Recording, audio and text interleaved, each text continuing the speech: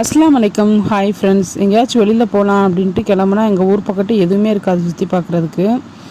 எங்களுக்கு பிடிச்ச இடமா தான் போகிறது. இந்த மாதிரி வந்து பேக்கரிக்கு போயிட்டு ஸ்நாக்ஸ் சாப்பிட்டு டீ குடிச்சிட்டு வர்றது இது வந்துட்டு எனக்கு ரொம்ப பிடிக்கும். அதனால் இன்றைக்கி ஹஸ்பண்ட்டை கேட்டிருந்தேன், கூட்டிகிட்டு போயிருந்தாங்க.